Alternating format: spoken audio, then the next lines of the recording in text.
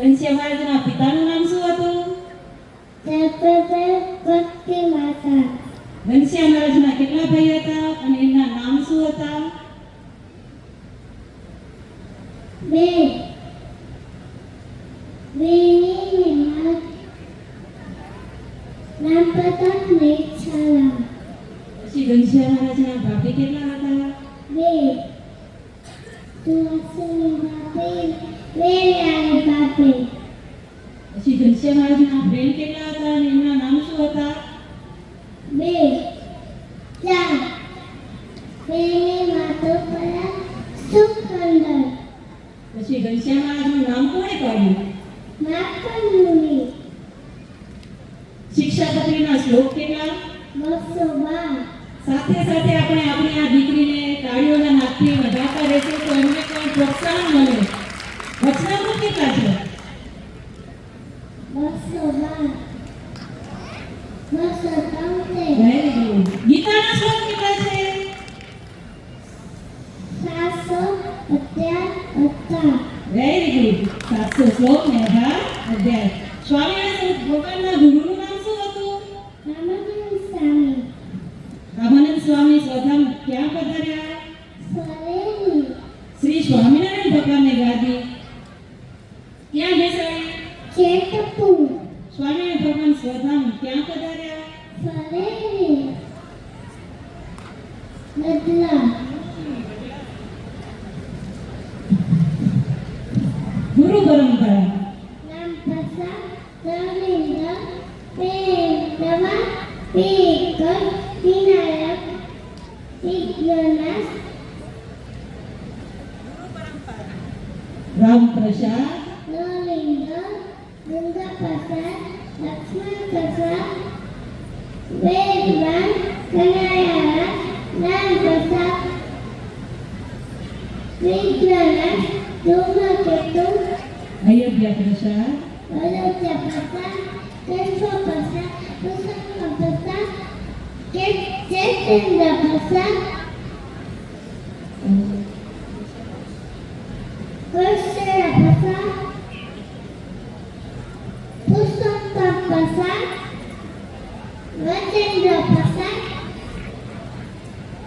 સરસ. 7 ચિરંજીવીઓના નામ? પરશુરામ વશિષ્ઠ કૃપાચાર્ય કલિલાચાર્ય સિદ્ધિસમ હનુમંતજી વાકલ કૃષ્ણનાથ. જોરદાર તાળીઓથી આપણે વધારતા રહીશું કારણ કે આપણામાંથી એવા ઘણા બધા હશે કે જેમને આ 7 ચિરંજીવીના નામ નહીં આવડતા હોય પણ આટલી નાની દીકરી પોતાની કાળીગીરી ભાષામાં આપણી સમક્ષ 7 ચિરંજીવીઓના નામ બોલે છે. એના પછી 12 ગણેશના નામ.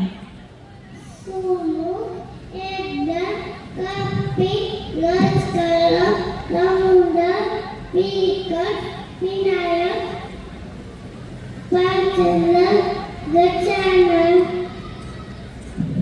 સરસ. ઘનશ્યામ મહારાજના દાદા દાદીનું નામ શું હતું?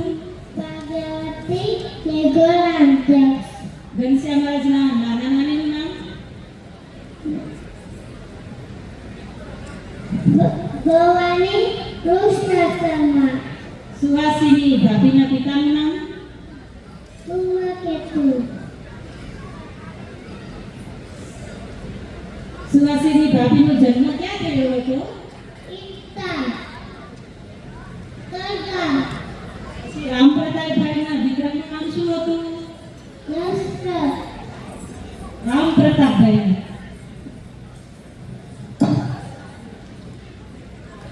સુમિત્રા. નંદા. ઠાકોરા અયોધ્યા પ્રસાદ. રામ પ્રસાદ નરેન્દ્ર રામ ભગવાનના માતાનું નામ શું હતું? કૌશલ્યા.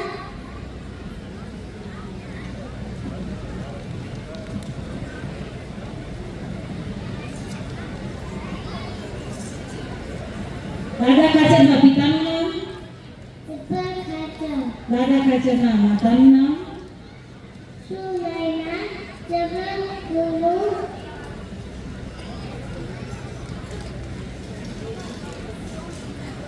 સોમાદેવી દાદા કાચરના પત્નીનું નામ કંદારી જસુબા દાદુબા કાચુબા નાનુબા સરસ.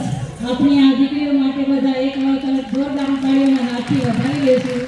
હજુ 100 જેટલા પ્રશ્ન એમને મોઢે આવડે છે, પણ શાયદ આજે માણસોની ભીડ જોઈને થોડી ગભરાઈ ગઈ છે.